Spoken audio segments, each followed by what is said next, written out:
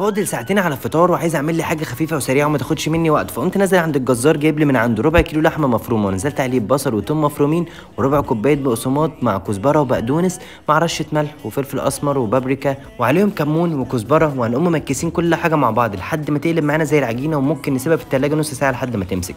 وعلى جنب هنقوم مقطعين شويه بطاطس كده شرايح ونازلين عليها بنفس التوابل اللي احنا حطيناها، بس هنقوم مزودين شويه زيت زيتون، وهنقلب كل حاجه مع بعض وجايبين اي صينيه عندنا هتخش الفرن وحاطين طبقه بطاطس. هنقوم عاملين شكل الكفته بتاعنا على شكل الكفته اللي احنا متعودين عليها في المطاعم، بس هيكون شكلها بيتي. هنقوم مزودين شويه ميه ومدخلينها الفرن حوالي تلت ساعه نص ساعه لحد ما تستوي معانا. في اي بوله عندنا فيها علبه زبادي هنقوم نازلين بمعلقتين طحينه وعليهم فص توم وشويه شبت ونعناع وملح وفلفل اسمر وكمون وبابريكا وشويه خل. احنا كده ادينا خلصنا الصوص اللي هنغمس فيه الكفته بتاعتنا. والكفته اول ما استوت معانا ده كان شكلها، هنقوم جايبين اي طبق عندنا وحاطين فيها عيش عربي او عيش تورتيلا وحاطين طبقه بطاطس، بعدين طبقه الكفته، وعندنا شويه بصل كده عاملينه بالخضار والسماق هنقوم مجرنشين بيه. وبس كده احنا خلصنا وصيام مقبول عليكم. كنت عايز اقول لكم ان اللي ساعدني في الوصفه دي برنامج رشاقه، ان انا بقدر احسب عليه السعرات الحراريه عشان ما احسش بتانيب ضمير، وكمان عندهم وصفات كتيره صحيه انصحكم ان انتوا تحملوه.